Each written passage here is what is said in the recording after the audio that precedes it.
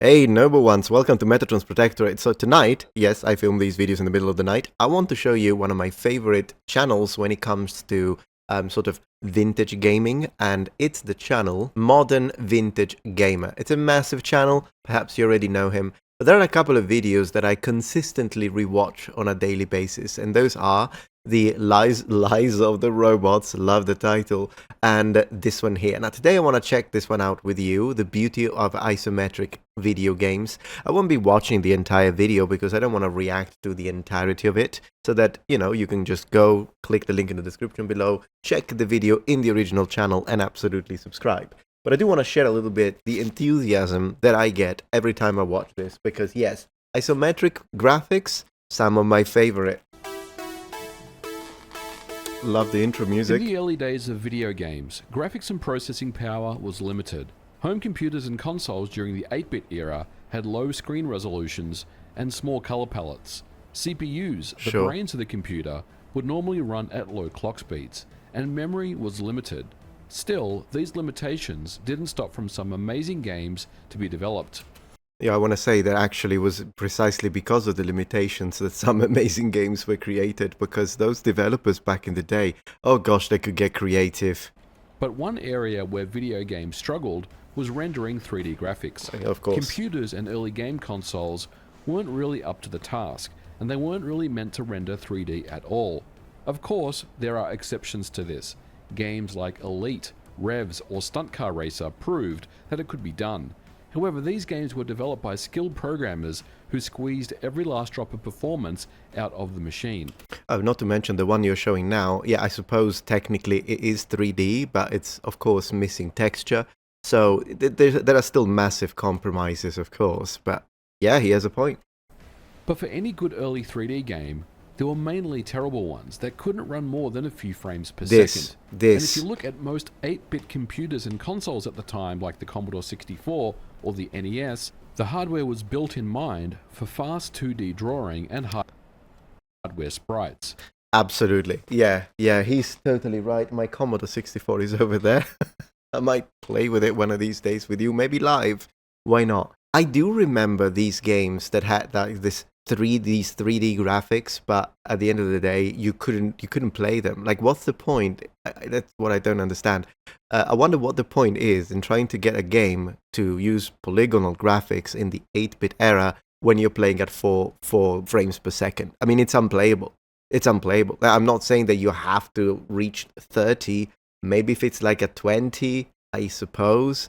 But then again, still absolutely unplayable to me. I think it's the 16-bit era that starts to use 3D polygonal graphics, low poly, to work a little bit. Like, for example, Star Fox for Super Nintendo was an early type of 3D that was playable, at least. 3D was simply not an option. Yeah. However, there would be a clever way for developers to create a pseudo 3D effect on a 2D screen. Here we are. Played nice with tile and bitmap-based screens known as isometric projection. It provides the player with a sense of depth and dimensionality that, even with a limited color palette, could display some amazing visuals. But not only this, with a much larger color palette and a much larger screen resolution, would allow for larger, more detailed worlds, only limited by the artists themselves. Daddy, oh my gosh, that's gorgeous. Is this a Sims? This is a Sim City, isn't it? I always forget. Like, as I say, I rewatch these periodically, but I always forget. That is absolutely gorgeous. I think what's really incredible when it comes to the isometric perspective is that the perspective. It's because it's an illusion, but it's an illusion that works so well with our brains that I am so intrigued by it. Like, could you imagine this is in reality all on one plane, and yet you can tell that there is depth. And if you think about it, if you could add a little more shadows, although then again there is a little bit of shadows here and there, but if you could add even more shadows, this would be incredible. Like, really, really convincing effect, isn't it? It's fascinating stuff. What SimCity is this one? I gotta get it. This isometric perspective used in video games 3000 would become so popular that many of the best games ever made would use it. Diablo. In today's episode, we're going to talk about the lost art of isometric 3D games. I gotta tell you a little story when it comes to Diablo. So when I bought my first copy of Diablo for my PlayStation 1. That's where I played it. I didn't have a gaming PC at the time, but I did have a PlayStation 1. And I remember Diablo coming out.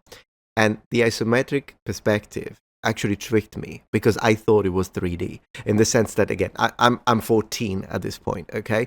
But I kind of connected the PlayStation 1 as the system that did 3D. Now, clearly you could play, like, I don't know, a Street Fighter game. There was still a 2D one. So before they did Street Fighter X. So I knew that some games were 2D and I could immediately identify them, of course. But when I saw Diablo, I thought it was 3D. And I told my cousin, I remember telling him about Diablo, and I said, and he asked me, is it 3D? And I was like, oh, yeah, it's absolutely 3D. It wasn't. But look at this. I didn't notice because of this. Episode, we're going to talk about the lost art of isometric 3D games and the creative ways developers would apply it in video games. This looks gorgeous. Today's episode is brought to you by Delete Me. As someone... Delete Me. Sponsor. There we go. And you get to decide what information to share and how it's being used. So what are you waiting for? Get 20% off customer plans when you visit joindeleteme.com/mvg and use promo code MVG at checkout. That's joindeleteme.com/mvg, code MVG at checkout. In its simplest form, isometric projection is a way to draw 3D objects on a 2D plane so they appear to have depth. Yes. Drawing a simple cube, for example, like my terrible one here that I'm doing in Microsoft Paint, as I start to draw this out, you can see that this cube... Hey, you're doing a better job than I could ever make. ...to take form. But what you'll notice is that these horizontal lines that I'm drawing at the base and at the top of this cube are all the same angle, which is 120 degrees. Well, roughly, because this is an approximation, of course. But as we continue to draw this cube, you'll notice that we end up with three faces. Yes. The front face, the side face, and the top face. Now, it's up to the game programmer to determine which face is the front. But you get the idea here. Now, because each line and direction are all equal angles, none of the faces look squashed, and because there's no vanishing point or perspective, everything stays the same, so the developer doesn't need to worry about scaling pixels.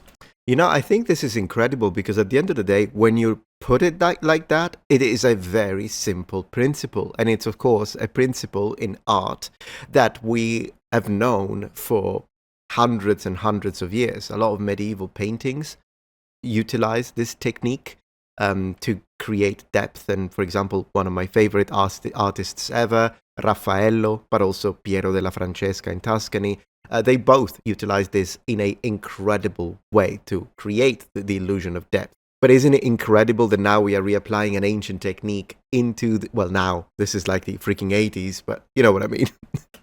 Objects don't get smaller as Syndicate. they move further away. Instead, they maintain the correct sense of scale without any distortion.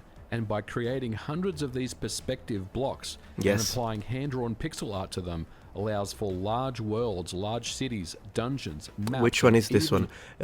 Probably... Man, I don't know. Is this... a Neverwinter, maybe? Galaxies to be built out. And this is the basis of isometric projection in video games. Now, the earliest game I ever remember to use an isometric projection was Zaxxon in the arcades. The game wasn't just an aesthetic choice, but it was also part of the design. You see, most arcade games at the time were 2D top-down games where you could move your ship left and right, forward and back. In comparison, Zaxxon's isometric style did away with you can go up and down, movement, opting instead for up and down to avoid obstacles. By being at the same height... That is phenomenal. Like how, and I understand it doesn't look like much now, but if you think that this is 1982, I was gonna say this is early 80. It's the inventive. It's like, I do believe it's a lost art in a way, but not just the isometric projection as a concept. It's just the idea of making the best with what you have, because now all developers have access to Unreal Engine 5, including me, for instance. I've been working on both Unreal Engine 4 and Unreal Engine 5 as I'm making my games, and perhaps I'll stream one of these nights me messing around and creating stuff and making assets. But at the end of the day, we have so much that maybe we lose a little bit of that creativity that makes not only old school games original, but inventive and charming. height as the enemy, it would play a small sound effect to let the player know that you could shoot down the enemy. I see. And there was an indicator on the left-hand side to let you know where you were as far as your height off the ground. That was an easy boss. Ooh, yeah, remember this one on the Amiga? Awesome. And I mean, the physics are not bad. Marble Madness by Atari also featured isometric projections. It's a simple puzzle game that has the player guide a marble through 6 stages that are filled with various hazards and obstacles, and in the arcades used a trackball instead of a conventional joystick to maneuver the marble. Brilliant. Look how colorful.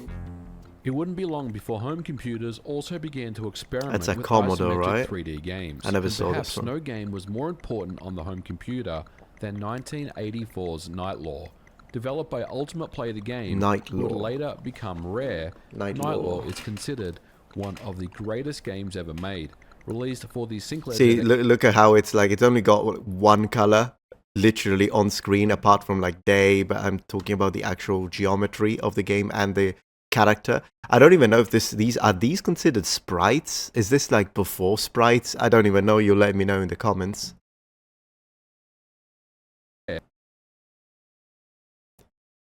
But holy moly, at least when you change room, it changes the color, so I suppose it's a good way to increase... Spectrum, a computer with only 48 kilobytes of RAM, a Zilog Z80 processor, and a color palette of just 15 colors, Night Law's groundbreaking use of isometric projections is what gave the game its unique style. The engine built for the game was known as Filmation, and would go on to run other arcade adventure titles for the company. That looks awesome. The two biggest things that you will notice when you play Night Law is that the graphics are mostly monochrome. Yeah. This is to work around the color clash limitations of the ZX Spectrum's color palette, and allowed for high levels of hand-drawn detail that was simply mind-blowing back in 1984. For sure. The other amazing functionality is what is known as the image masking technique that could place objects in front, behind, above and below others and interact with each other in very realistic ways. Night Law was so popular and influential that not only did it get ported to many other systems at the time, it started a movement of what is known as Night Law clones. And it also made other game publishers... Yeah, I missed this one completely. I do not remember it at all. Oh, but he's gonna talk about Populous next. Yeah, that is... Oh, that one. I still have it. Physical copy over there. And I still play it occasionally. Populous. Yeah, we gotta talk about Populous. I gotta watch that. Look at it. That's the enemy. Red is the enemy. Blue is the player. When the 16-bit machines such as the Commodore Amiga had arrived, graphics and processing power had advanced significantly. For sure. Resolutions were higher and color palettes were improved. The concept of simulation games were popular, and isometric games on computers were no longer limited to smaller flip-screen style adventure games. 1989's Populous was a groundbreaking strategy game. 1989. So here's the thing. I always got these games after, like a few years after release. I played this one on my Sega Mega Drive, which will be the European version of the Sega Genesis, for those of you who are in America. And so yeah, I played it when I was like 13. That's when I owned it. So it was already, I want to say, like 1995. So I played it way after, and again, on console. So I did not have this one for my Amiga, which I also owned at the time. But I do, maybe I was 12 actually, 1994. Still, fantastic game. The idea was great. It was fun. It was challenging. It was empowering in a way. Like you thought, my gosh, I am a divinity because it's a god game and a deity. And it was so good. The idea, the fact that these little people that were walking around while you are doing your, not spells really, your miracles, we should say, and you terraform the land as the god in charge.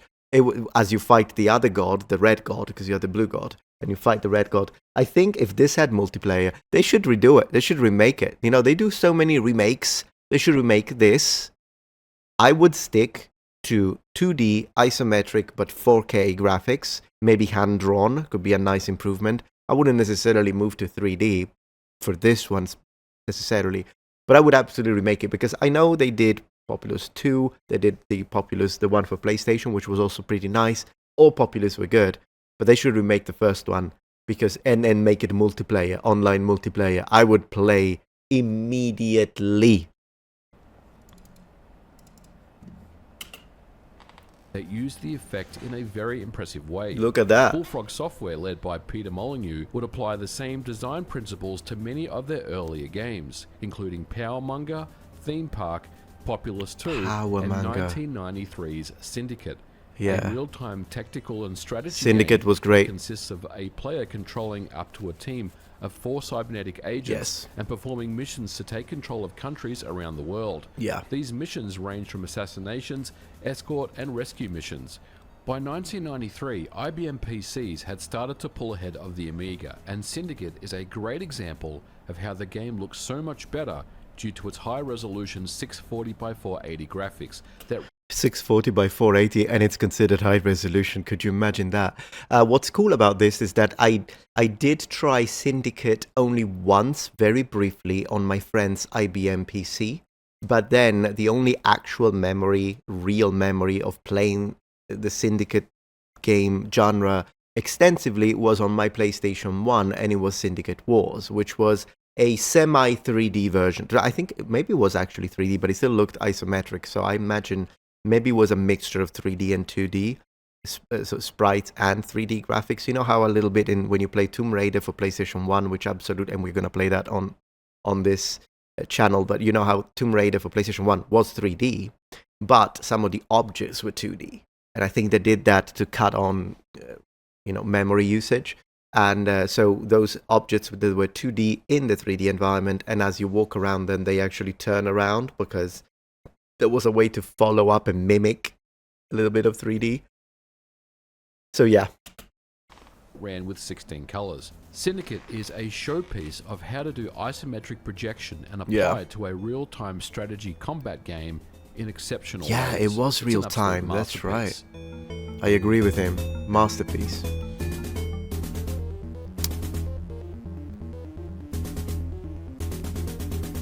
It was so cool because Syndicate Wars, you could play either as the Syndicate, which was like more of a secular, a type of high cybernetic, cyberpunk sort of agency, militarized agency or militarized corporation, or you could play as the Church of the New Epoch, which were the religious zealots of the time. They were like with the indoctrination. It was so good. My gosh, is this Mario RPG? Just like home computers, game consoles at the time, like the Super NES or Sega Genesis, weren't capable of rendering true 3D without assistance. And by the mid-90s and the dawn of PC 3D graphics cards, the Sony PlayStation 1, the Nintendo 64, there was a change across the industry. All of a sudden, 2D wasn't cool anymore. 3D was the new thing. And if you were someone who owned an older Super NES or Genesis, you simply had no answer. But that didn't stop game developers from innovating and offering up a 3D-like experience. 1996's Super Mario RPG is probably one of the most well-known of the games to feature isometric projections on the hardware. It opened up the game and provided a more 3D-like experience on the 2D tile-based hardware. It's genius, really. I never played Super Mario RPG. If you have, and you think I missed out and I should play it even now, let me know, and you could convince me, and I might try it out. But also combine traditional Mario mechanics and RPG elements to differentiate it from existing Mario titles. Its use of isometric graphics also allowed for more interesting and complex level design, and allowed for the player to see more of the environment around them. On the Sega Genesis, 1996's Sonic 3D Blast was the final Sonic game for the hardware, and Sega were looking to bring Sonic into a 3D era. According to lead programmer John Burton, it was time for something new. The isometric view is very notable for a Sonic game, and the game would also make use of 3D rendered models converted into sprites, which was inspired from Rare's work on Donkey Kong Country. Yeah, I was about to say, so that is another really fascinating technique that they used that I wasn't aware of at the time. But yeah, if you think about it, Donkey Kong Country does look like they're 3D, but it moves and operates as a 2D because it's a fake 3D. So it's pre-rendered 3D models that the Super Nintendo, of course, wouldn't have been able to handle. But then they are used and converted into sprites. So you still see them, and it gives you the appearance of 3D, but because they are sprites, you can't actually walk around in 3D space, which is why the movement patterns are still the same. It's an illusion once again. But it's a pretty clever way to kind of overcome the limitations of the system. And stuff like that, it's not the only game. Killer Instinct is another type of game that did that, kind of pre-rendered 3D, but turned into sprite characters and levels. And a similar concept occurred on PlayStation 1 whenever you had a game such as, for instance, the Final Fantasy VIII, where you, of course, play with 3D, but then there are these moments when you walk around, but the rest of the level doesn't look like it. It's using pre-rendered graphics, or maybe even walking into a full motion video. It's another thing that they did to improve and overcome and bypass the system limitation. And Resident Evil 1 is the same. There is a massive difference in quality between the ambient, the scenario, the scene, which is pre-rendered graphics, and instead the characters, which are true 3D models that can walk around and in fact look a lot low poly and low res, but they can move around. And then it's all an illusion, and I thought it's genius. This concept of pre-rendered 3D models coupled with an isometric view would really start to take form on the PC in the late 90s. Yeah, Diablo. While console gamers were ditching the Super NES and Genesis in favor of 3D-capable systems like the PlayStation and Nintendo 64, on the PC, things took a little bit longer. 3D accelerated graphics cards like the 3DFX Voodoo were enthusiast-level upgrades, and for the rest of us, games were usually running on software renderers, which meant that games would run slower and more pixelated. A game like Quake from id Software demanded a pretty beefy PC at the time, at anything that most people would consider a good frame rate. However, most PC users had systems that ran super VGA resolutions, up to 1024 by 768, with 16 or 32-bit color palettes, but no 3D hardware. This meant that games could now render 3D objects as pre-rendered graphics, and by using a fixed isometric view at much higher resolutions, the results can be brilliant landscapes with so much detail and visual charm that simply hasn't been seen before. I absolutely love Diablo. And I mean, this guy is awesome, isn't he? Like, the way he explains the way things works is, to me, fascinating. I'm really addicted to his content. So this is, let me see. Oh yeah, he's gonna talk about this, which I think is one of his favorite, the cowboy one, Isometric Videogames. And then there is this one, which is some sort of theme park. Yeah, look at that. Now, if you don't wanna, of course, do go watch the original video if you wanna check the part where he talks about this game and this incredible theme park game. Do that. But because he's showing Final Fantasy Tactics, and that is one of my favorite games ever, I've got to react to this part. Here include Shadowrun on the Super NES, Equinox on the Super NES, Final Fantasy Tactics on the original PlayStation, which allowed for the player to rotate around and maintain the isometric viewport. Yes. And of course, Fallout 1 and Fallout 2 on the PC. And look how it's one of those cases where it's a bit of an in-between, isn't it? Where did it go? There we go. Because the characters are 2D and they are sprites, but the scenario, the level, is 3D. It's true polygonal 3D.